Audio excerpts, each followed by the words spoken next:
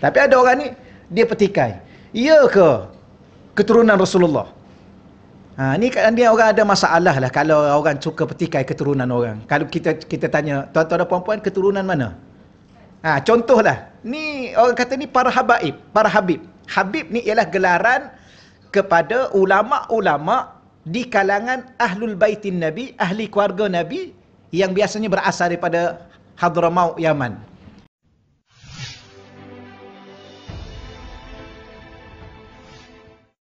A'udzubillahi minasyaitonirrajim. Bismillahirrahmanirrahim. Assalamualaikum warahmatullahi wabarakatuh. Alhamdulillahi rabbil alamin wal 'aqibatu lil muttaqin wala 'udwana illa 'alal zalimin. Asyhadu an la ilaha illallah wahdahu la syarikalah wa asyhadu anna sayyidana Muhammadan abduhu wa rasuluh. Allahumma salli wa sallim wa barik ala sayyidina Muhammad wa ala alihi wa ashabihi wa man tabi'ahum bi ihsanin ila yaumiddin. Allahumma syrah lana sudurana, ya Allah, kau lapangkanlah hati-hati kami, ya Allah. Wa hassin akhlaqana wa adabana, ya Allah, kau perelokkanlah dan sempurnakanlah akhlak-akhlak kami dan adab-adab kami, ya Allah. Wa yassir lana umurana fid dunya wal akhirah, ya Allah, kau permudahkanlah segala urusan-urusan kami sama ada di dunia dan di akhirat, ya Allah.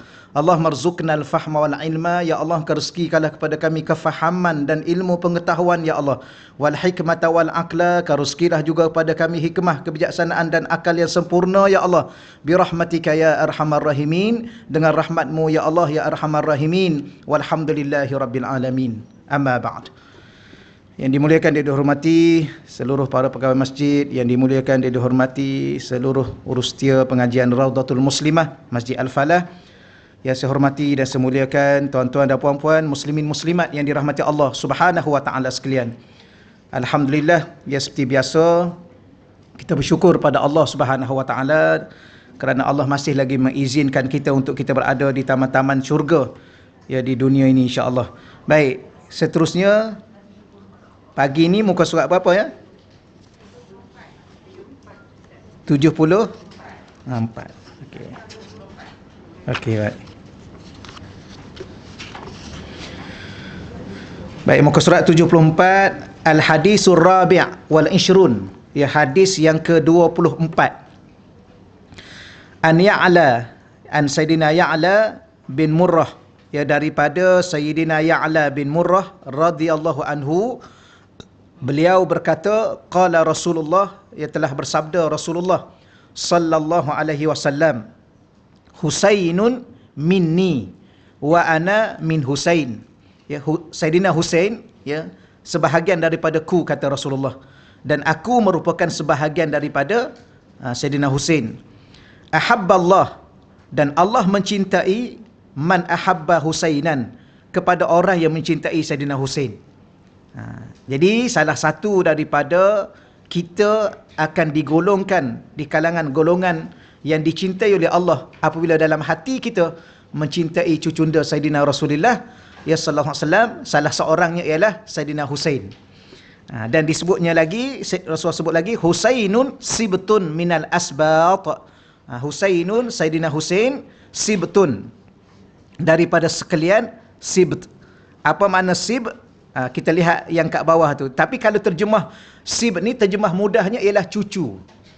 Sibtun ni cucu.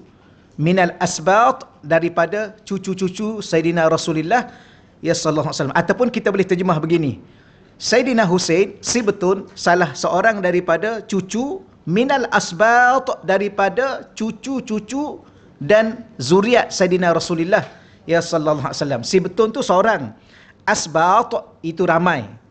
Maknanya apa? Maknanya keturunan Rasulullah sallallahu alaihi wasallam ni bukan seorang, bukan dua. Yang kita selalu disebut Sayyidina Husain dengan Sayyidina Hasan. Tapi bila mana dijamakkan perkataan itu, dipluralkan perkataan itu, maknanya sampai sekarang, ya sampai sekarang ada ya ahlul baitin Nabi, ya ahli keluarga Nabi sallallahu alaihi wasallam. Ya sebab tu satu perkara kita nak kata apa ya.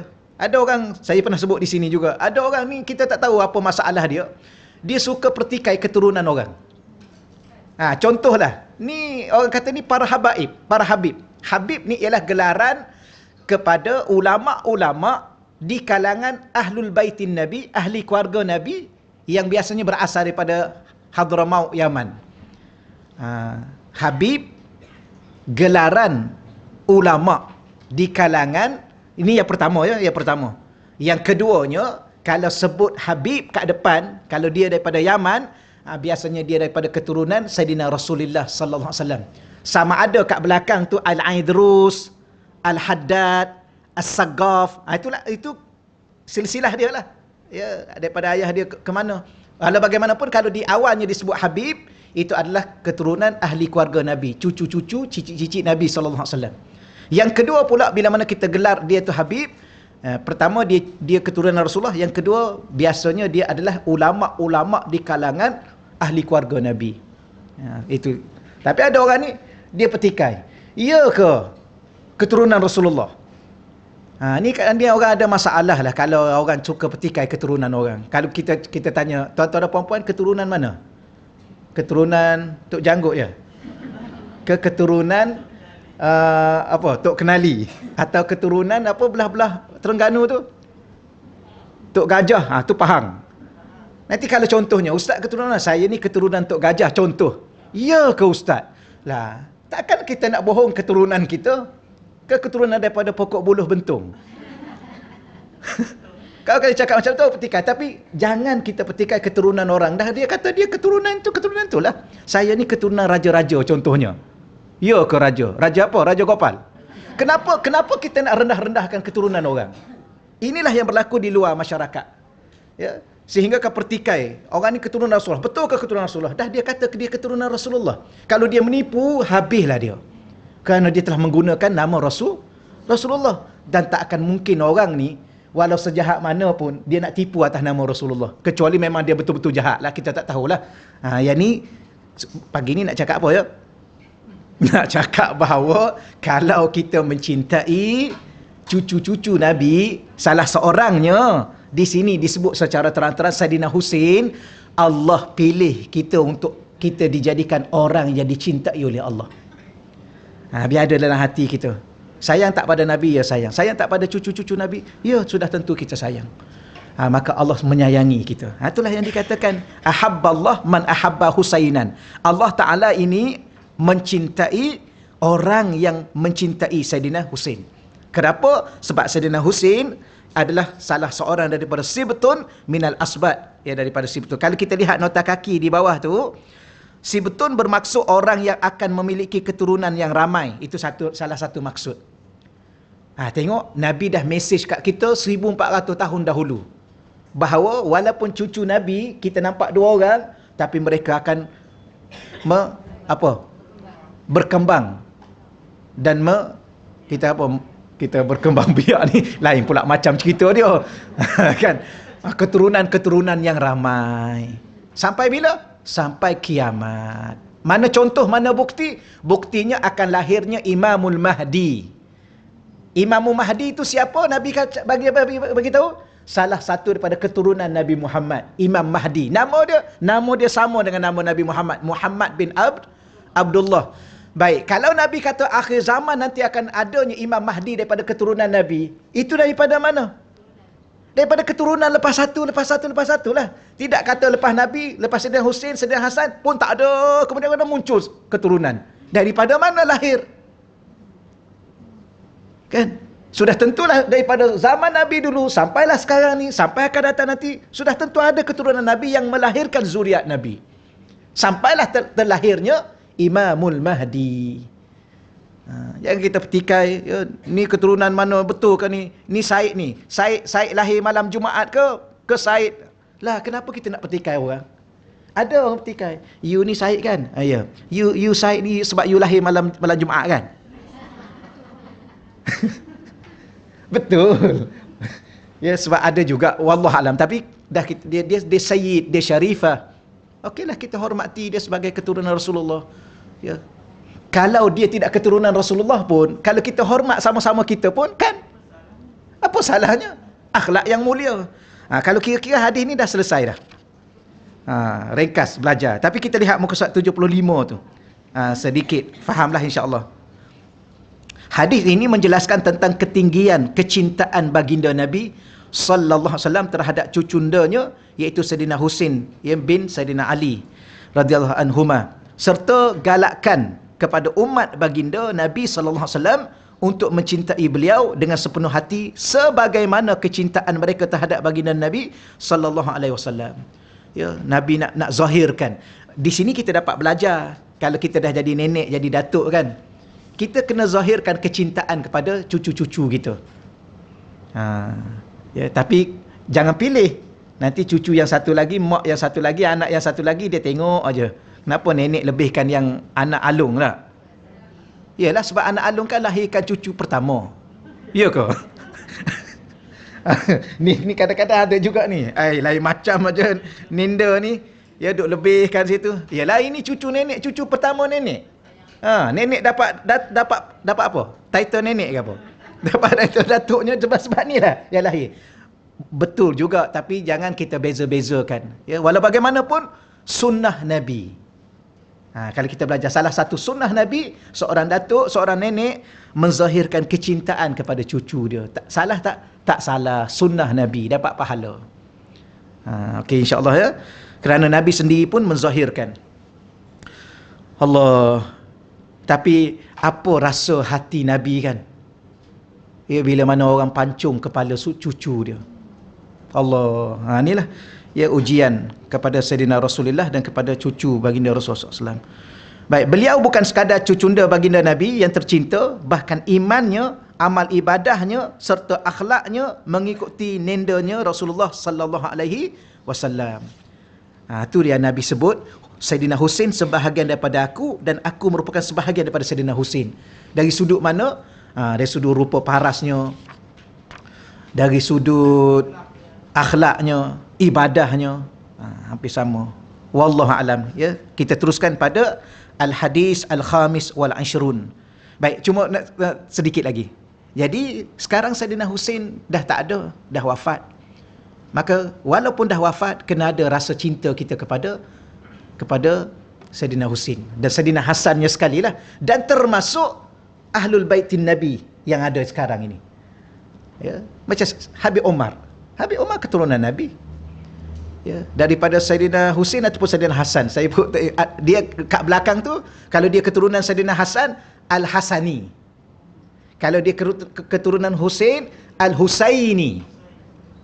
Cuba tengoklah belakang tu. Dia akan sebut. Kenapa? Kerana dia berbangga dengan dia adalah Ahlul Baitin Nabi. Kita pun bangga kan. Kalau ayah kita siapa? Kita bangga dengan ayah kita. Takkan kita tak bangga dengan ayah kita? Ni bin apa ni? Tak payah cakap lah bin apa. Diam-diam je lah. Tapi Alhamdulillah kita kat Malaysia kan. Kita kat Malaysia isi borang ke apa mesti bin atau binti. Saya belajar kat Indonesia, kalau kita tanya, jarang. Nama apa? Cakap nama. Ayah apa ya? Ayah termenung sekejap. Kalau kat Arab lagilah, dia kena sebut 3. Nama apa? Isi borang, tak boleh isi borang dengan 2. Muhammad bin Abdullah, tak boleh. Muhammad bin Abdullah bin Abdul Muttalib. Mesti 3. Kita pun kalau pergi ke sana, isi borang, tak diterima borang kita. Maknanya apa? Maknanya dia ingin kita jaga keturunan. Itu Islam yang ajar. Ya, keturunan ni mesti diingat. Tapi kita orang Malaysia jarang kan. Paling-paling pun 3 lah kan. Kalau keempat tu tak ada. Keempat, kelima lagi lah. Tapi sepatutnya kena cari. Cari, tulis balik. Moga-moga anak kita ke belakang sana tu, dia dapat tahulah 10 ke atas daripada kita ke. Tolong bagi tahu. Pesan. Ya Along, Angah, ni ayah ni tolong ingat ni nama ayah. Ya, bagi tahu kat cucu, bagi tahu kat cicit tu. Kita mula dengan kita lah. Okey, dah selesai insya-Allah ya. Al-hadis al-khamis wal 'ashrun. Hadis yang ke-25. An Sayyidina Abi Hurairah, ya, daripada Sayyidina Abi Hurairah. Qala, telah bersabda Rasulullah sallallahu alaihi wasallam, man ahabbal ansara ahabbahullah. Man, sesiapa sahaja. Kalau ni terjemah lama, barang siapa. Kalau kita terjemah man ni, sesiapa. Man ni dia satu kata isim mausul lil aqil. Itu kalau kita belajar biasa-biasalah. Isim mausul Allahumma salli ala sayyidina Muhammad, untuk yang berakal. Iaitu orang lah. orang. Jadi kalau kita man, sesiapa sahaja. Tapi kalau terletak, tapi zaman dulu dia terjemah barang siapa. Sebenarnya kita ni bukan barang kan? Ke apa barang? Tu biasa. Tapi tak ada masalah. Ini bahasa lama, tak ada masalah. Tapi sesiapa sahaja. Maknanya di situ apa maksud? Kadang-kadang kita rasa kita ni apa? Kita ni hina kan? Tak layak mencintai orang yang mulia. Betul tak? Betul? Siapa macam tadi? Siapa yang kita nak cinta tadi? Cucu Nabi. Layakkah kita nak cinta cucu Nabi? Contoh sekarang ni, kalau saya tanya tuan-tuan dan puan-puan, layakkah kita bercinta dengan anak agung, anak sultan ni? Layak tak? Tak layak? Ada yang layak. Layak, okey lah. Tapi kalau orang tanya, you tu siapa? Nak cinta I? Sudah. Antara dua darjat. Tapi sebenarnya macam saya ajar tuan-tuan dan puan-puan, cinta ni tak perlu daripada dia, cinta hanya daripada kita. Yang tu alhamdulillah akak faham apa yang saya ajar sebelum ni. Yang lain faham juga. Yang lain faham juga. Apa makna cinta? Cinta ni adalah kita mencintai dia. Dia cinta kat kita, dia tak cinta, itu dia punya pasal lah. Tapi kita nak kata apa tak dia? Kadang-kadang kita rasa layak tak aku ni? Sebenarnya Nabi mengajar kita mencintai orang yang mulia itu adalah kemuliaan. Dan cinta tidak semestinya kita berada dengan dia. Betul? Kau mesti kita duduk dengan dia. Tu yang keluar satu istilah, cinta tidak semestinya memiliki. Tu dah warak dah tu. Dah nak jadi wali dah tu. Okeylah, tak apalah setakat tu lah ya. Tapi walau bagaimanapun saya nak sebut apa yang tadi, yang kita faham bahawa kadang-kadang kita rasa diri kita tak mulia. Tak apalah, kita cinta Allah. Moga-moga dengan cinta kita kepada Allah itu kita jadi manusia mulia. Itu dia punya poin dia. Kemudian siapa lagi yang kita nak cintai? Man, sesiapa sahaja. Itu saya nak hurai perkataan. Jangan pula kita rasa siapalah aku nak cintakan dia. Tak. Ya, boleh. Ya, kita cinta. Maka sesiapa sahaja di kalangan kita ni, walaupun kita rasa kita insan yang berdosa, ahabba al-ansar, mencintai golongan ansar. Kita dah tahu dah ni kan, dalam sejarah Islam ada dua golongan yang begitu sekali hebat. Ya, dalam sejarah Islam, pertama golongan muhajirin, yang kedua golongan ansar. Golongan muhajirin yang berhijrah daripada Mekah ke Madinah, dan golongan ansar yang menunggu Nabi di Madinah untuk menyambut Nabi sebagai ansar ni daripada Nasara. Nasara tolong, bantu. Ansar golongan-golongan pembantu Nabi. Pembantu Rasulullah sallallahu alaihi wasallam. Allah, maka dia akan dicintai Allah. Ya, dia akan dicintai Allah. Sampai tahap ini Nabi ajar kita. Maka kena tahulah, kena belajarlah siapakah golongan Ansar. Namanya, ya, betapa hebatnya golongan Ansar ni kan, yang kita dengar kisahnya. Bila mana sahabat-sahabat Nabi Muhajirin sampai ke Madinah, tak ada apa-apa. Ya, kerana dihalau ya oleh kaum musyrikin Mekah sampai ke sana. Ya, Nabi persaudarakan. Yang ni saudara dengan ni, yang ni saudara dengan ni. Maka bila mana dia menerima ya, golongan Muhajirin sebagai saudara dia, maka dia bagi kebun. Bahkan bukan setakat bagi kebun, dia bagi apa? Bagi isteri. Ya, dia ada 3 isteri, contohnya, bagi. Ya, dia bagi pula, dia suruh pilih yang mana satu. Ya, bukan kata bagi yang paling tu kan. Tak adalah kan. Yang paling berumur. Boleh, I boleh bagi, you pilih ini. Ni 70, you ambil yang ni. Tak kan? Tak ada lah. Tak ada, itu sejarah yang kita belajar lah tuan-tuan ya. Maknanya dia sanggup berkorban. Maka mereka ni, maknanya siapa mereka ni? Mereka memiliki hati yang begitu mulia. Orang yang begitu sekali tinggi adab dan akhlak dan pengorbanan. Maka mereka layak dicintai oleh umat Islam. Ni sekarang ni Nabi ajar kita. Tetapi kita dapat apa kalau kita mencintai mereka? Allah mencintai kita. Gitulah. Waman abghadal ansar. Sebaliknya, waman, sesiapa sahaja, abghadal ansar, yang benci atau yang membenci golongan ansar, abghadahullah, Allah akan membencinya. Ya, Allah akan membencinya. Wal-iyazubillah. Ya, moga-moga Allah letakkan dalam hati kita semua dan hati zuriat anak cucu kita mencintai golongan ansar. Ya, kerana itu adalah hasrat Nabi kita Muhammad sallallahu alaihi wasallam, ya, supaya kita juga mendapat cinta daripada Allah Subhanahu wa taala. Kita baca sikit muka surat 77. Baik, hadis ini menyentuh tentang kemuliaan golongan Ansar, sehingga baginda Nabi sallallahu alaihi wasallam menyebutkan kelebihan yang akan diperolehi oleh golongan yang mencintai mereka, dan Nabi juga bagi amaran terhadap golongan yang membenci mereka. Hal yang demikian ini kerana golongan Ansar adalah golongan yang banyak berkorban, itu yang kita sebut tadi, dalam membela dan membantu dakwah baginda Nabi sallallahu alaihi wasallam. Jadi pengajaran keduanya apa? Pengajaran keduanya, kalau kita nak tambah lagi nilai cinta Allah kepada kita, kita kena sanggup berkorban untuk membela dan membantu dakwah. Ya, mengajak orang kepada Allah, itu dakwah. Ad-da'i ilallah. Ya. Dalam dunia sekarang, kalau kita nak bincang tajuk dakwah ni banyak. Cuma saya nak sebut beberapa perkara. Pertama sekali, dakwah ni ialah kita mengajak orang kepada Allah, bukan kepada diri kita. Ya, ramai yang mengaku pendakwah. Kan? Tambah-tambah ustaz lah kan? Ustaz ni. Siapa? Pendakwah bebas. Pendakwah bebas ke? Bebas berdakwah. Wallahu a'lam. Kan? Tapi nak bagi tahunya, mengaku. Kalau kita mengaku kita pendakwah, siapa yang mula-mula sekali jadi pendakwah? Ad-da'i Rasulullah sallallahu alaihi wasallam. Ke mana Rasulullah mengajak manusia, kepada dirinya atau kepada Allah? Kepada Allah. Mana dalil Quran?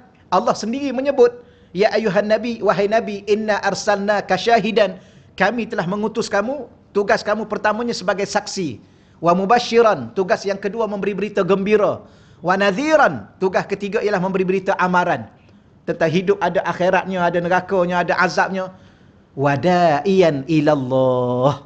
Ni. Dan kamu ni sebagai da'i yang mengajak dan menyeru manusia kepada Allah. Ya. Saya belajar subjek dakwah ni detail sikit dengan Habib Ali Zainal Abidin Al-Jufri. Beliau mengatakan apa makna ad-da'wah? Jam'ul khalqi alal khaliq. Jam'ul khalqi, kita himpunkan berapa ramai orang, himpunkan orang untuk siapa? Kepada Al-Khaliq, kepada yang mencipta. Ya, kita ajak orang supaya cinta Allah, beriman pada Allah, taat pada Allah. Ya, dan minat kepada Allah, cenderung kepada Allah, bukan kepada diri kita. Dan kita jangan buat sesuatu dalam hati kita niat supaya orang suka kita. Ya, sebab tu kadang-kadang ada setengah tu dia menyanyi kan, dia menyanyi supaya apa? Supaya orang minat kat dia. Oh, ustaz ni pandai menyanyi lah.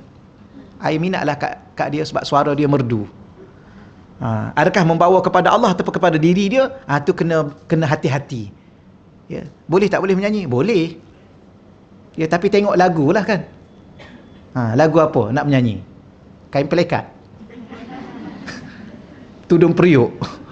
Tu boleh. Tak salah kan? Ke haram juga? Bukan masalah apa. Cerita pasal kain pelekat aja. Tapi kalau cerita pasal apa? Tipah tertipu. Kenapa nak tipu tipah? Sebab lagu-lagu setengah-setengah tu memuja perempuan. Ya, kerana perempuan lautan api sanggup renang. Kerana perempuan nak berbulan madu di atas di awan biru. Wah. Tak adalah, tu boleh, tak ada masalah ya. Yang pentingnya dia tidak melalaikan kita. Islam ni ada sesuatu bukan sesuatu lah. Islam ni adalah cara hidup yang paling sempurna. Dan yang paling, apa kita nak kata apa ya? Yang paling meraihkan kehendak manusia. Tapi dengan jalan yang benar, dengan jalan yang betul, dengan batas-batas akhlak dan adab yang mulia. Ya, macam perempuan nak dengar lagu, nak jemput siapa, jemputlah. Ini dewan ini. Tapi sesuai tak dewan ni nak menyanyi? Nak panggil artis-artis kan? Panggil artis perempuan saja. Kita jangan datang. Ni, juru-juru kamera ni tak ada dah. tak ada lah ya. Kita jangan datang, jangan duk sibuk dengan dia. Sebab dia nak dengar menyanyi. Kita bagi kat dia. Dia juga, orang perempuan juga nak berhibur kan. Kita pula, kita buatlah.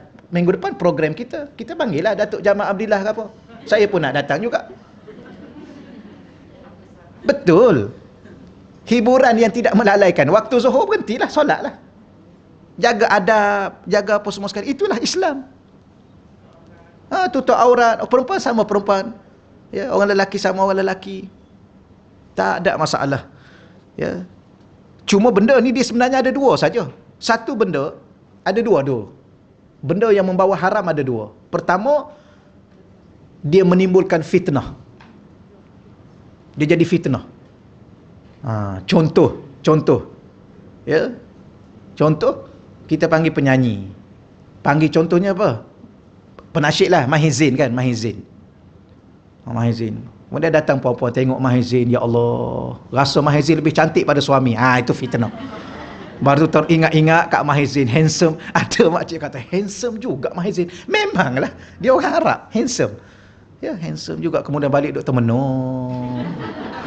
Yang tu haram sebab dah terfitnah. Yang kedua, kalau lelaki tengok perempuan, perempuan tengok lelaki lah. Jangan timbul gairah. Ada doktor saya dulu, masa di Azhar dulu, kalau kita tengok pokok kelapa pun timbul gairah, pun jangan tengok. Tak boleh. Tengok pokok kelapa, pelik. Ya, saya pernah tengok di mana dulu saya pergi, ada satu tempat. Dia peluk pokok, apa tu? Pokok apa? Yang tepi jalan tu kan, macam pokok kelapa tu. Pokok pinang. Faham tu? Dia pergi peluk, saya tengok lama saya duduk berhenti tepi jalan, saya tengok dia ni duduk peluk apa ni? Maknanya ada. Saya pun ingat kat doktor saya dulu. Patutlah dia bagi contoh tu. Maknanya dia bagi contoh pada masa tu, dia kata gairah ni, contoh kalau kita tengok pokok tamar. Pergi peluk pokok tamar, duduk cium pokok tamar, tak nak balik duduk kat situ kan. Tak ingat kat isteri kat rumah, nampak pokok pun haram kalau dah jadi gairah. Kemudian saya pun tak, ke doktor ni ada kau orang nak peluk pokok tamar? Kalau tempat kita ni ada kau orang pergi peluk pokok kelapa? Rupanya ada. Saya tengok depan, betul lah. Maknanya ulama ni dia cakap, betul lah, ada lah. Kan baru ni kan ada kena tangkap kat satu tempat tu, dia dengan kambing. Takat tu dululah. Maknanya kalau ada orang ni sampai tahap tengok kambing pun dia gairah, haram dia tengok. Okeylah, ni tajuk kita apa pula ni? Kan? Tapi alhamdulillah selesailah di situ. Apa yang kita nak sebutnya bahawa jangan kita bawa orang kepada diri kita. Allah nampak dalam hati kita. Kemana kita nak bawa ramai-ramai yang kita duduk mengajar selama ni, kemana kita nak bawa, Allah nampak. Ya, maka kita kena istighfar sebagai seorang pendakwah. Tapi walau bagaimanapun, kalau kita berkorban membela dan berjuang atas dakwah Rasulullah, mengajak orang, kita akan dicintai oleh Rasulullah sallallahu alaihi wasallam. Yang kedua saya nak sebut hukum dakwah bukan pada ustaz ya. Hukum dakwah ni wajib ala kulli mukallafin. Ya, kepada semua orang mukallaf, lelaki dan perempuan. Cuma kadar kemampuan. Maknanya tuan-tuan dan puan-puan ni pun bukan boleh berdakwah, wajib berdakwah dan boleh. Boleh.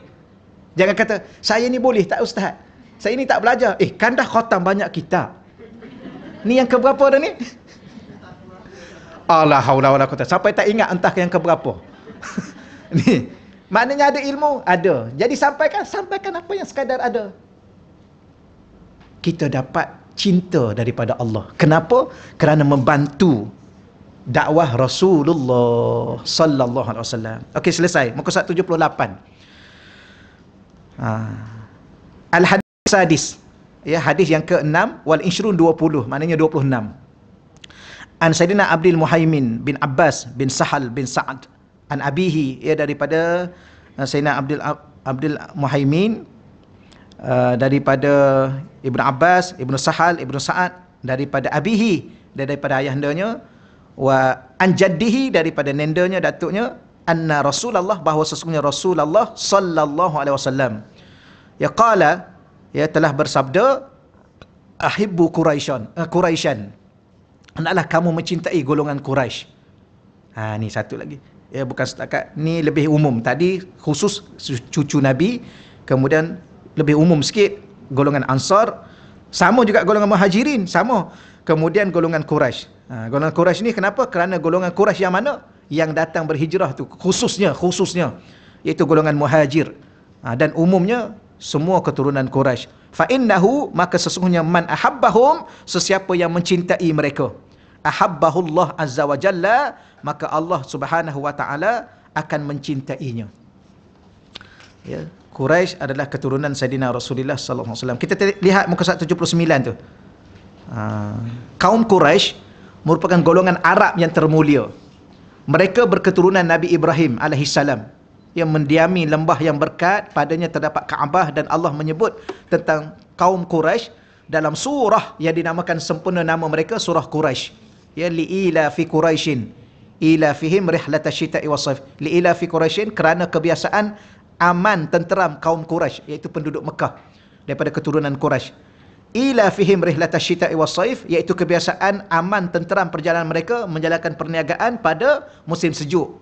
Mereka, kita nak tengok kan, kenapa Allah namakan mereka ni kaum jahiliyah, sedangkan pada waktu itu mereka dari segi ekonomi, saya tak pandai nak bincang tajuk ni, tapi walau bagaimanapun perniagaan mereka ni sudah sampai ke peringkat antarabangsa lah. Rangkaian ekonomi, duduk di Mekah, musim sejuk berniaga di Yaman, makna luar negara dia. Jadi kenapa dia digelar jahiliyah? Sedangkan dia orang bijak. Dia dalam bab pengurusan, dia mengurus golongan haji pada masa tu. Ada bahagian penempatan. Kalau kita kata apa, kementerian apa bahagian penempatan ni? Perumahan ke? Ada bahagian air. Dia ada bahagian air dia. Ni urus air. Yang ni urus penempatan. Yang ni urus tempat-tempat perniagaan. Maknanya mereka tak jahil. Ya, mereka tidak jahil. Habis kenapa mereka disebut jahiliyah? Nombor satu, kita kena ingat, orang itu walau setinggi mana dia punya pendidikan dia, kelulusan dia, title dia, selagi mana dia tidak mengenal Allah dan dia sembah selain Allah, maka dia masih lagi dianggap jahil. Ni ya, kita kena bebaskan diri kita daripada kejahilan. Pertama sekali, jangan sampai kita ni titlenya itu ada ini, itu ada ini, tapi kita tak kenal Allah, dan kadang-kadang kita taat kepada selain Allah, maka kita masih digelar manusia jahil. Walaupun orang gelar kita ni golongan macam-macam lah kan, ahli akademik lah, macam-macam lah, wallahu a'lam. Baik, maka musim sejuk dia pergi ke Syam, mungkin musim sejuk ke Yaman, minta maaf ya. Kemudian was-saif, musim panas, dia pergi ke Syam. Syam sekarang ni Syria lah, Jordan, Syria. Baik, falyabudu rabb hadzal bait, maka hendaklah mereka menyembah Tuhan yang menguasai rumah Kaabah ini. Al-bait itu ialah Kaabah. Siapa Tuhan Kaabah? Ya, iaitu Allah Subhanahu Wa Taala. Tu ada, saya ingat lagi, Tuhan Kaabah, iaitu Tuhan yang memiliki Kaabah. Tu jangan salah faham tu, tapi bahasa Arab tu dia tulis ya, rabb hadzal bait. Rabba, Tuhan, hadzal bait, rumah ini, Tuhan rumah ini. Maknanya Tuhan yang menguasai rumah ini. Ada tu satu masa dulu mengaji dulu, ya Rabbama, sekejap, tak ingat pula dah. Ya Rabbama katawassafa. Ya Rabbama katawassafa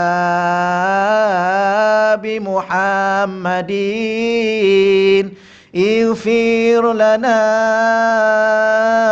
ya sami'an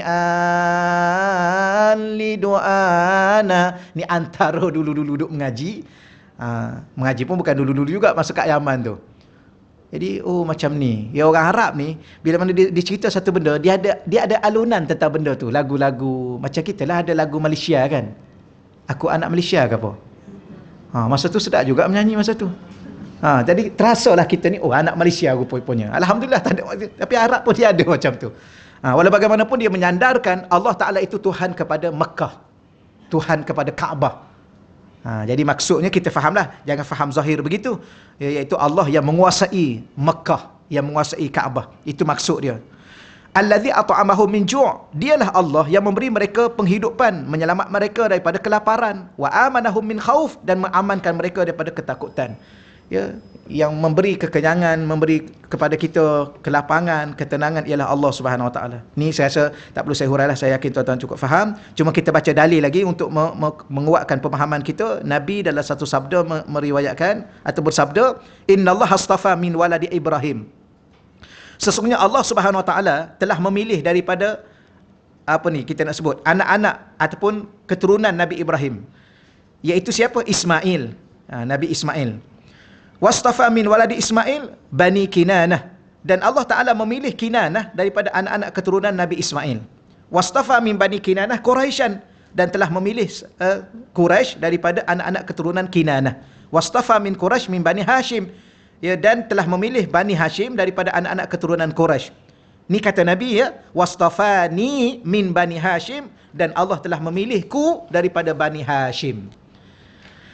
Nak bagi tahu apa ni, Nabi ni apa makna diguna perkataan istafa? Sebab tu salah satu gelar Nabi ialah Al-Mustafa. Apa makna Al-Mustafa? Yang terpilih daripada yang dipilih-pilih. Mahizin cakap lah, saya tak pandai nak cakap. The chosen one ke apa? Betul? Ini tuan-tuan lagi mahir lah. Kalau the one, tak boleh. Ke the one maknanya lain pula. Nabi adalah yang terpilih daripada yang dipilih-pilih. Yang ni dah detail dah ni. Kalau kita contohnya Allah Ta'ala ni, ada satu hadis Nabi ni, Nabi kata Allah Ta'ala ni mencipta makhluk. Faja'alahum firqatain. Lalu Allah bahagi dua makhluk ni. Makhluk ni manusia, ada dua. Dan Allah pilih aku dalam kumpulan makhluk yang terbaik. Ya. Kemudian daripada makhluk yang terbaik ni, Allah pilih lagi orang panggil apa Allah masalah? Kabilah. Allah pecah-pecah pada kabilah. Dan Allah pilih aku dari kabilah yang terbaik. Daripada kabilah ni, ada lagi keluarga-keluarga yang terbaik. Dan Allah pilih aku dalam keluarga yang terbaik. Kemudian dalam keluarga yang terbaik ni, faja'alani khairihim nafsa. Allah jadikan aku ni insan yang paling baik dalam keluarga yang terbaik tu. Itulah Al-Mustafa. Boleh ya? Allah. Tapi daripada mana Nabi ni yang terbaik ni? Daripada Quraisy. Maka kita kena mencintai ya Quraisy, dan Allah akan mencintai kita. Sebab tu disebut di situ mencintai kepada keturunan bukanlah sebahagian daripada sifat ta'assub yang ditegah oleh Allah dan Rasulnya. Bahkan baginda Nabi sallallahu alaihi wasallam menjelaskan tentang nasab tidak memberikan manfaat untuk kehidupan akhirat, sebaliknya hanya amal soleh sahaja yang menyebabkan seseorang mendapat kebahagiaan di akhirat.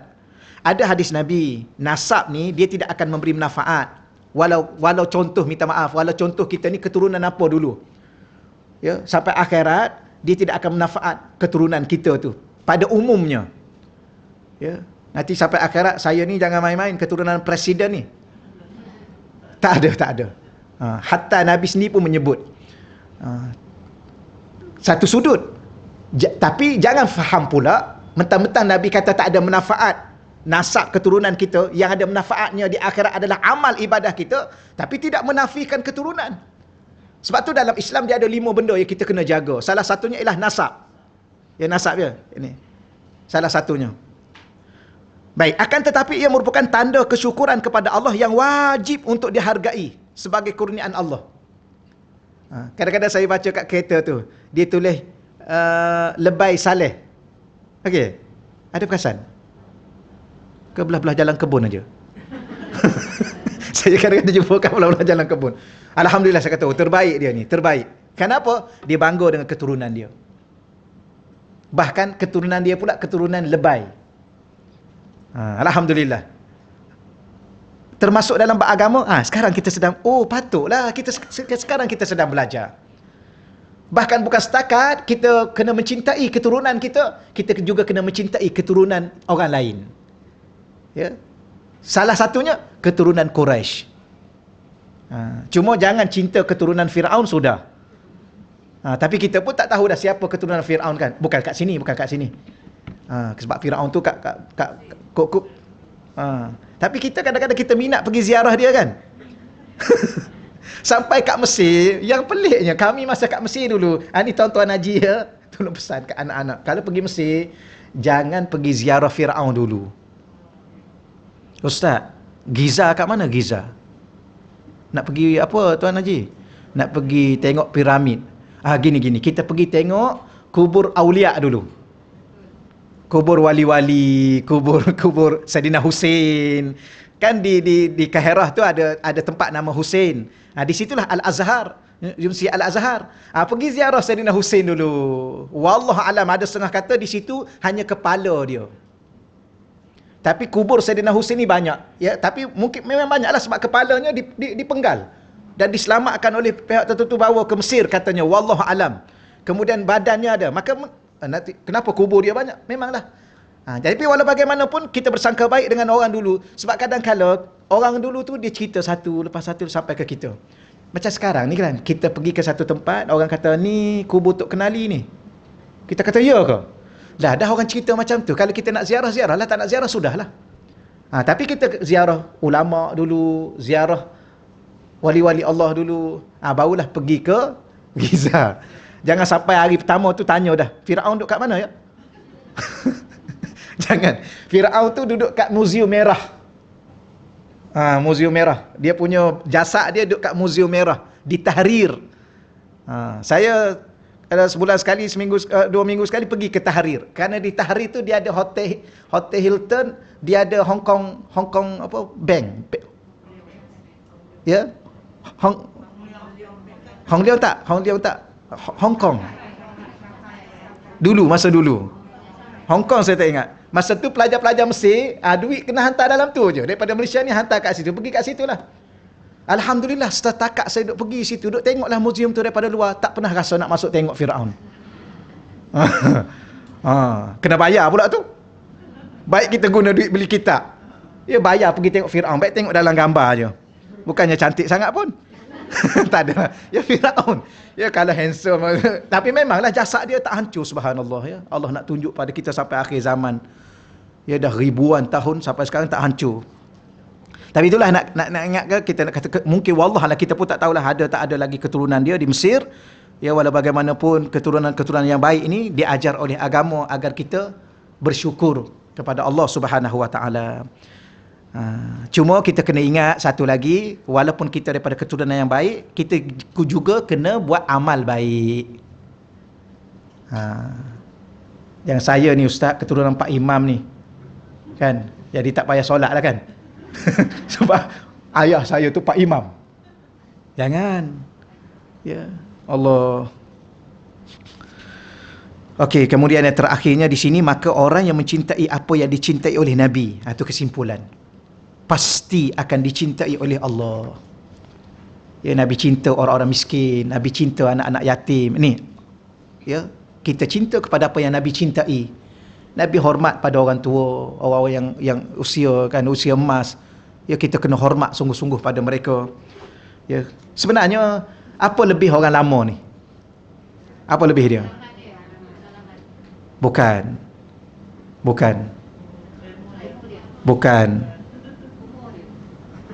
Umur dia lah. Lebih dia umur dia lah. Kan? Tapi lebihnya dia sujud dulu pada Allah lebih pada kita. Dia baca Quran dulu lebih pada kita. Tak payahlah ustaz-ustaz yang ada ni nak belagak. Tak payahlah. Siapa sujud pada Allah dulu? Pakcik tu. Siapa baca Quran dulu? Pakcik tu. Siapa sahut azan? Pakcik tu. Sebab tu masa kami duduk di Hadramaut dulu, masa makan kan, adab makan nombor 1, orang yang paling berumur makan dulu, sentuh dulu. Kiri kanan ni ustaz ni, ya ustaz. Ada tok guru ni, ya ada tok guru. Tapi tok guru tu baru umur 40, 50. Yang ada kat kita ni umur 70. Dia dulu kena sentuh. Kalau tidak, tak ada adab kita. Kita boleh ajar, ya, kita boleh ajar anak-anak cucu kita. Contoh macam kita kata kita nak makan satu meja. Siapa ada kat situ? Nenek dia ada, atuk dia ada. Jangan siapa-siapa sentuh, termasuk ayah dan mak dia, apatah lagi anak dia. Okey, atuk dulu, nenek dulu. Dah nenek dah. Boleh kita makan tak? Okey, silakan. Sampai tahap tu. Ni atuk baru baca doa, anak cucu dah habis pinggan dah. Ya. Ada berlaku ya, kita kadang-kadang kita terlepas pandang. Yang ini menyebabkan kadang-kadang kita kekurangan nilai pada pandangan Allah. Dari sudut menghormati orang yang lebih berumur. Ya. Allah ingat cerita Sayyidina Ali. Kan sampai tahap Nabi rukuk lama tu. Nabi rukuk lama. Sahabat tanya lepas tu, kenapa? Rupanya Sayyidina Ali turun daripada masjid waktu subuh. Ya. Jalan, ada orang tua kat depan dia. Jadi dia tak boleh nak potong. Sebab dia ingat Rasulullah ajar, jangan potong orang lama ni. Rupa-rupanya saya dengar ni, yang ni saya tak baca kitab yang saya dengar dalam kuliah-kuliah lah. Ya, kadang-kadang kita dengar kuliah guru kita ajar atau kita bagi tahu, dia kata tunggulah berjalan belakang sampai ke masjid. Bila mana sampai ke masjid, rupa-rupanya pak cik tua tu bukan nak pergi masjid. Dia non muslim. Ya, dia pun pusinglah ke lain. Ya, pusing lain. Menyebabkan Nabi daripada rukuk tu tunggu siapa? Tunggu Sayyidina Ali. Ya, bila mana Sayyidina Ali angkat takbir apa tu, barulah dia itu. Dan dikatakan juga riwayatnya ialah Allah Ta'ala tahan pergerakan matahari itu supaya tidak terbit awal. Wallahu alam. Itu antara kisah-kisah yang disebut dalam kuliah-kuliah kita. Ya, saya pun tak sempat nak rujuk. Tapi walaupun bagaimanapun, menghormati orang tua ni ialah salah satu daripada sunnah Sayyidina Rasulullah sallallahu alaihi wasallam. Dan siapa orang tua itu? Keturunan kita tu. Dan keturunan orang-orang lain, ya, keturunan Quraisy, orang lama. Allah. Saya ada kisah tapi nak cerita pun tak apa, tak cerita pun tak apa. Pukul berapa dah kita ya? Saya masa tu ada satu kisah, tapi masalahnya dia live ni payah nak cerita. Ya. Saya pernah sekali, masa tu saya baca satu kitab, masa tu duduk di Riau, hari Jumaat. Saya dah cerita hari Jumaat, saya duduk baca, ada satu kitab tu saya baca, kitab Sayyidi Mulai Arabi Darqawi. Ya, saya baca, kalau duduk dalam kelas pun, kalau pensyarah tak ada, saya baca kitab tu lah, baca. Lepas tu satu kali tu saya baca, kemudian nak lepas Jumaat, nak tunggu masuk kelas pukul berapa saya tak ingat. Saya pun lepas Jumaat tu tidur sekejap, saya letak ni kitab ni atas ni. Lepas tu zikir lah kan, biasalah ni, biasa. Tu kadang-kadang payah juga kita nak tidur pun zikir saja. Allah, saya pun terlelap. Kemudian saya pun mimpilah. Ni nak cerita duduk belakang orang, mimpi pakai jubah putih. Lepas tu ada seorang pakcik tu, dia berlari anak gitulah, tidaklah laju sangat, dia pakcik. Saya duduk belakang dia, ikut dia lah. Saya kata, lambatnya pakcik ni.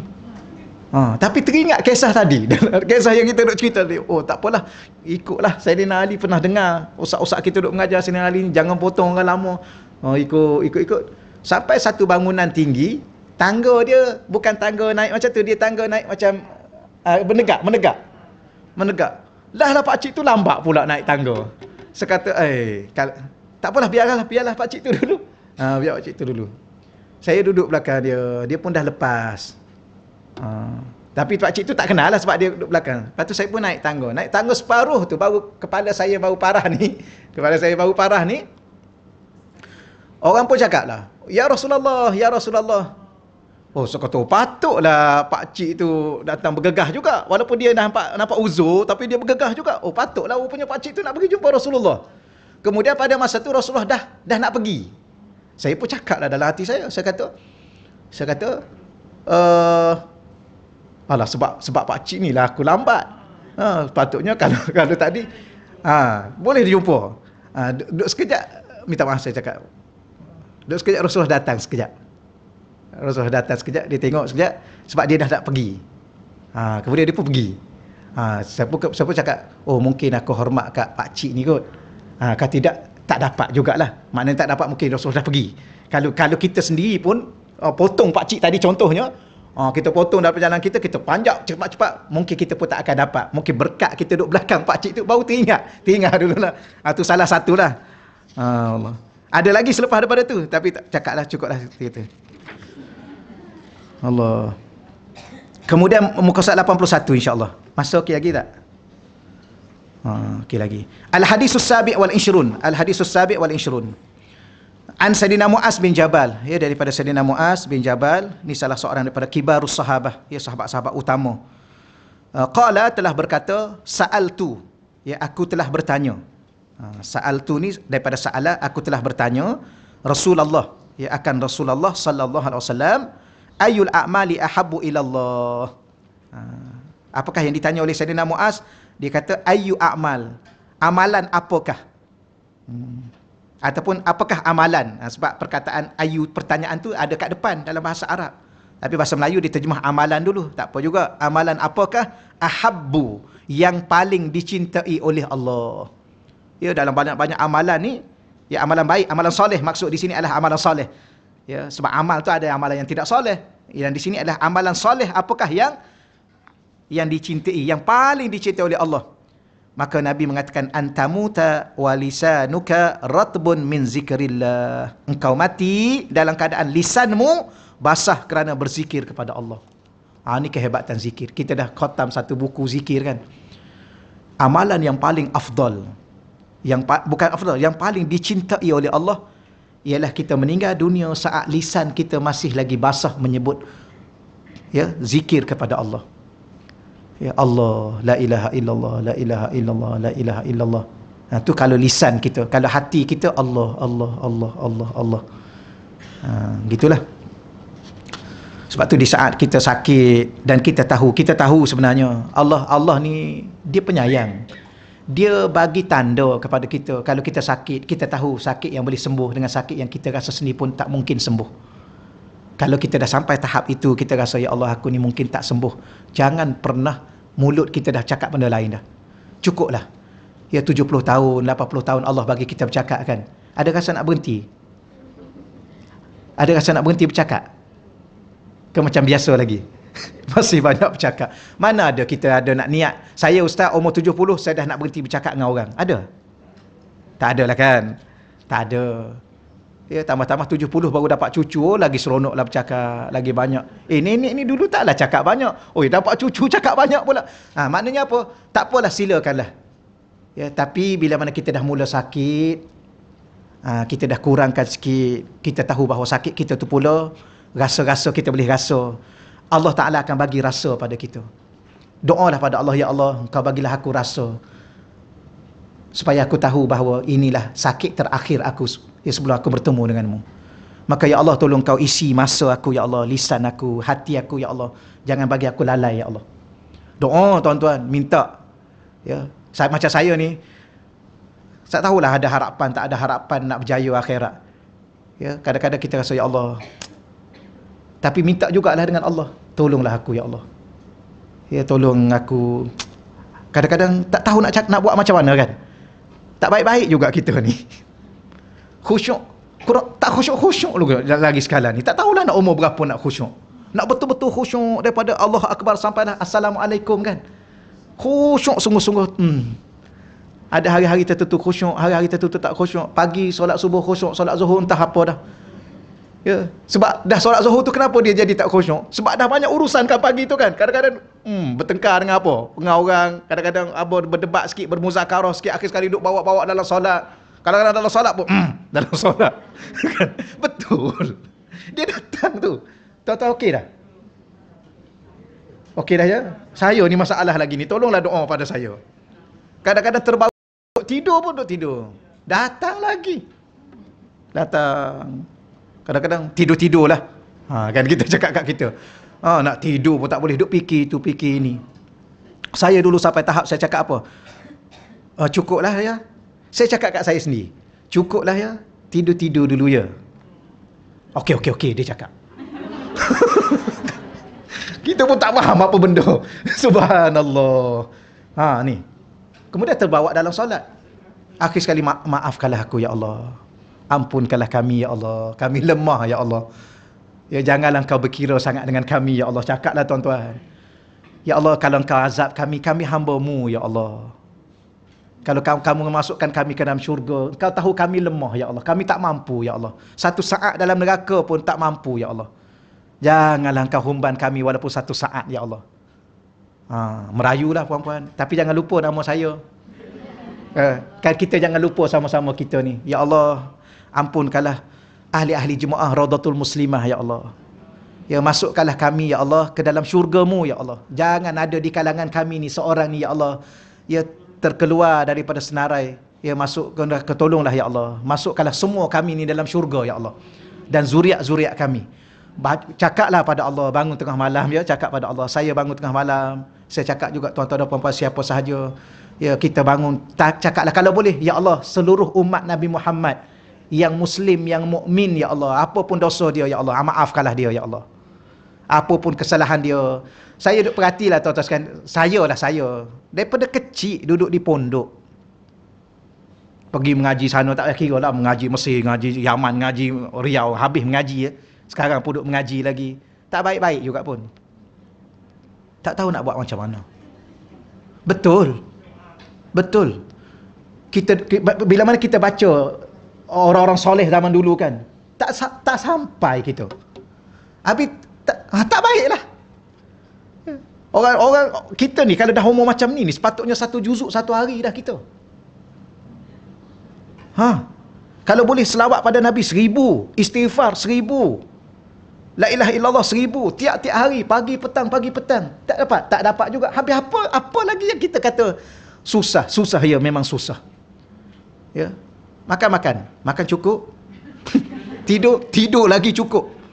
Ya, bertambah-tambah lagi. Tadi pun nampak terlelap dah sikit-sikit. Kan? Subhanallah. Sama lah saya pun. Sama saya. Kadang-kadang kan kita macam khutbah tu kan. Kadang-kadang kita tengok, nampalah dia ni tidur. Kadang-kadang kita pun tidur. Ada satu kali saya tu, ya Allah, kenapalah aku ni rasa nak tidur lah ya Allah. Cakap ke Allah. Orang duk khutbah, kita rasa nak tidur. Minta 2 minit, ya Allah nak tidur. Cakap. Malu pada Allah. Khutbah, tuan-tuan tahu khutbah berapa minit? 7 minit. Ya, kalau ikut teks tu, kecuali kalau khatib tu baca beralun-alun. Beralun-alun. Khatib lama kan? Dia jadilah 15 minit. Kalau khatib yang muda-muda ni 7 minit aja. Dia punya teks tu 7 minit aja. 7 minit tu pun tak mampu bertahan. 2 kali tidur. Tak malu pada Allah. Tak malu pada Allah. 2 rakaat solat subuh tu pun tak khusyuk. 2 rakaat 5 minit pun tak mampu bertahan hati kita untuk Allah. Akhir sekali kita minta syurga selama-lama. Aku minta dengan kamu 2 minit saja hati kamu kepada aku, kata Allah. Pun kamu tak mampu, tiba-tiba kamu minta syurga untuk selama-lama. Tak malu? Tapi tak apalah tuan-tuan. Kalau kita tak apalah, malu-malu je. Cakaplah pada Allah. Ya, aku tahu ya Allah, aku malu ya Allah. Aku cukup malu denganmu ya Allah. Tapi jangan humban aku dalam neraka ya Allah. Tolonglah ya Allah. Mengadulah puan-puan. Itu antara perkara yang kita belajar dengan guru-guru kita. Salah satunya, kenapa saya bincang macam tu? Sebab dia cerita pasal mati. Antamuta, engkau mati, walisanuka, lisanmu, lidahmu, ratbun, basah, min zikrillah, berzikir kepada Allah. Maka latihlah. Sekarang kena latih. Ya, sekarang kena latih. Jangan tunggu sakit. Ya, saya kata kalau dah sakit, tahu dah sakit tu sakit yang mungkin kita tahu kita tak akan sembuh. Masa tu janganlah kita berkira lagi nak sembang sana sembang sini. Cakaplah pada suami, cakaplah pada isteri. Ya, minta maaf banyak-banyak, saya nak kurangkan sikit. Ya, tapi kalau penting saya akan bercakap, tapi saya nak sebut Allah banyak-banyak sebab saya rasa saya dah tak ada masa dah. Cakaplah pada anak-anak awal-awal biar dia faham. Ni kita dah sakit nak mati, dia duduk sebincang pasal tanah kat mana ayah? Tanah. Tanah ayah tu. Kita tanah pun tak ada dah dalam pemikiran kita. You bagilah sama-sama adik-beradik baik-baik. Kan harta apa-apa pun bagilah baik-baik. Jangan bertengkar sudah. Ya, wasiat awal-awal masa kita boleh bercakap tu. Ayah nak buat persiapan untuk bertemu Allah. Salah satunya yang ni, lisan kita basah. Ya, dalam keadaan berzikir pada Allah hatta sehinggalah kita mati. Baik, keterangan muka surat 82. Sikit lagi masa, tak ada masa dah. Pukul 11 dah kan. Kita bacalah keterangan tu, ambil berkat. Berzikir merupakan amalan yang paling dicintai Allah. Lisanmu basah adalah suatu kinayah, satu perumpamaan yang membawa maksud memperbanyakkan sebutan sesuatu. Itu makna basah tu. Ya, lidah kita basah.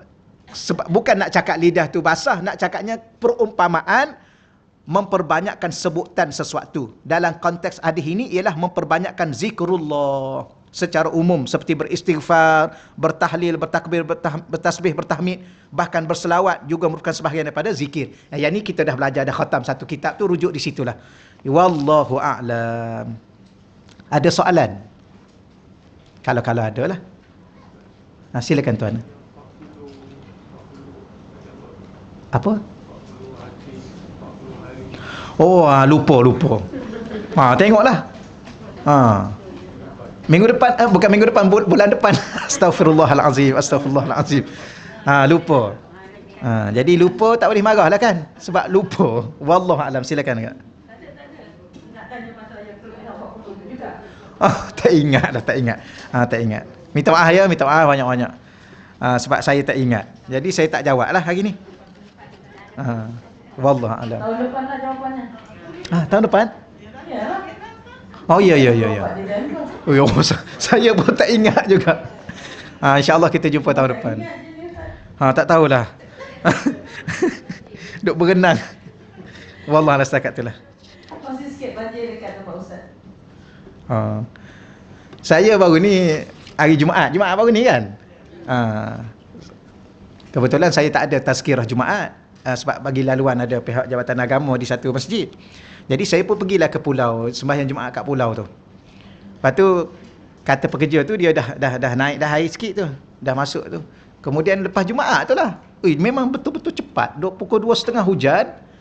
Saya pun biasa tu. Kemudian angkat lah sikit-sikit yang barang-barang tu. Saya pun duk sibuk kat dalam. Lepas tu pekerja pun pergi mari dia jatuh pula dah. Luka habis dia kat sini. Saya kata tak apalah, pergi basuh-basuh, pergi rehat. Saya duduk kat dalam sorang-sorang. Tu. Rupanya air naik sampai ke parah pinggang. Sekejap. Daripada pukul 3 tu, saya angkatlah ayam tu, angkat sikit-sikit yang tempat-tempat tu yang boleh. Cuma ada hari yang dalam satu reban tu memang dia 200 ekor lebih. Tu tunggu nak sembelih. Yang tu tenggelam, tak dapat yang tu. Yang lain yang kecil-kecil tu itu angkat. Rupa-rupanya saya dah angkat kat dalam tu, rumah kat luar tu dah tenggelam habis dah. Cepat nak cakap ceritanya, itu cepat.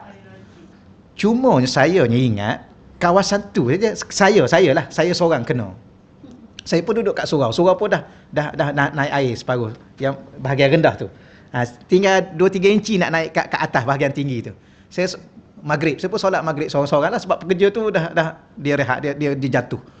Duduk seorang, saya pun nak tunggu pukul berapa ya, nak tengok keadaan, sebab nak rasa nak masuk lagi dalam reban tu. Nak masuk lagi, nak angkat mana-mana itu.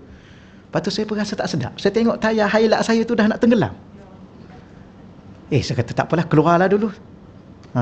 Tapi mati-mati ingat kawasan saya. Rupa-rupanya bila mana saya keluar tu, 2, 3, 4 kampung kat luar, kat sekitar tu dah tenggelam dah. Maknanya kalau saya tunggu dalam pukul 8, pukul 8.30 tu, saya rasa saya pun duduk tenggelam situ. Itulah cerita ringkas. Nak ceritanya, air tak tahu daripada mana. Cepat, subhanallah. Patutlah, betul dapat beritakan Seri Muda apa. Patutlah mereka tak langsung, tak dapat apa-apa. Tak dapat nak keluarkan barang sikit pun. Wallah alam, air daripada mana. Pukul 2.30 tu, pukul 3 lah, yang hujan lebat sikit tu, tak ada apa. Dalam reban tu langsung tak ada. Kat luar ni lagilah tinggi sikit, langsung tak ada. Dalam masa 2 jam lah, paling-paling saya kata 2 jam lah. 2 jam tu dah parah pinggang. Pelik, memang pelik lah hari tu. Wallah lah, itulah sedikitnya. Allah. Sekarang, tapi tempat saya tu oleh kerana dia rendah, tu yang saya kata tempat saya je kena. Sekarang pun masih ada air lagi. Dah seminggu tak surut lagi air. Ada air. Tak boleh cuci lagi. Gitulah. Wallah lah, itulah sikit ujian. Saya duduk di Jalan Kebun. Jalan Kebun tu. Tapi dah sana duduk setahun lah. Sana kat setahun PKP kan. Jalan Kebun tu, sekitar tu memang tak boleh masuk. Kereta tak boleh keluar, orang kampung tak boleh keluar, kereta luar tak boleh masuk. Tapi tempat saya tu kat tepi madrasah tu, saya duduk kat madrasah tepi tu, tak sampai air. Padahal longkang besar ada depan tu. Parit besar. Parit besar sikit lagi nak lepas air tu. Tapi alhamdulillah masuk duduk tak itu air. Tak sampai. Jadi duduk kat madrasah tu. Tak sampai. Allahu Rabbi. Tapi semua kena ya, semua kena, bukan kita seorang ya Allah. Semua kena. Allahu Rabbi. Tapi memang pelik. Tak sangka. Shah Alam. Kawasan tinggi-tinggi tu kan. Subhanallah. Pelik. Itulah sedikit kisahnya. Allah Rabbi. Setakat itulah kita doa akhir ya. Auzubillahi minasyaitonirrajim. Bismillahirrahmanirrahim. Wassalatu wassalamu ala asyrafil anbiya'i mursalin wa ala alihi wasajmain. Allah marzuqna fahman nabiyyin wa hifzal mursalin wa ilhamal malaikatil muqarrabin. Allah marzuqna futuha arifin ya fatahu ya alim ya fatahu ya alim. Rabbana iftah bainana wa baina qaumina bil haqq wa anta khairul fatihin. Wa sallallahu ala sayyidina wa maulana Muhammad walhamdulillahi rabbil alamin.